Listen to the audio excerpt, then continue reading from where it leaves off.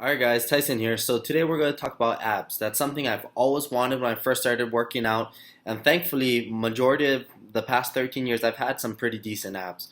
So what is the secret to having good abs? Number one is of course your diet and how much body fat you have.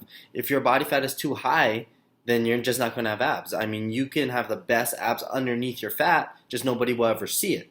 So that's kind of the number one issue. If your body fat's, 14, 15, 16, 20%, you're just not really going to see much abs.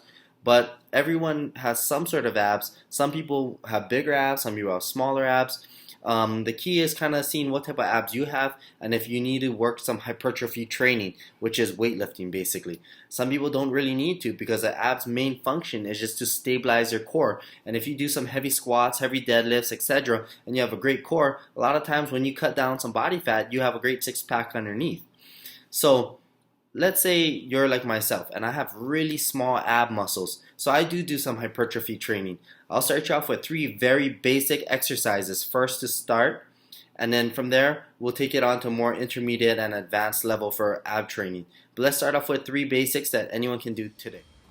Here we go. First exercise is going to be bicycles. I'm going to be moving a little bit fast, but I recommend breathing out on each rep and breathing in as well, because your breathing is really going to help control your quality or your contractions in weightlifting.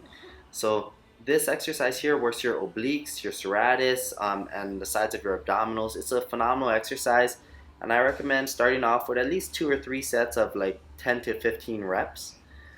Next exercise I'm going to do crunches. The reason I do crunches is it takes a lot of pressure off my lower back, and it focuses on quality contractions. I'm starting with my knees up and my feet off the ground to get more of the middle section of my abs. Then I'll put my feet down and I notice a better quality contraction on the top area of my abs. That's just something I found throughout the years, and I focus somewhere in above me, and I like to push my hands in that direction as I exhale. Here's another exercise I do.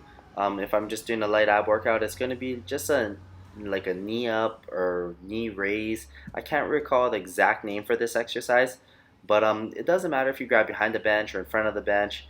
Just go slow, exhale. If you use your knees bent, it's going to be a lot easier and less pressure on your back. If you keep your legs straight, it's going to put a lot more pressure on your abs, and it adds more weight. So that's a variation to make it a more challenging movement.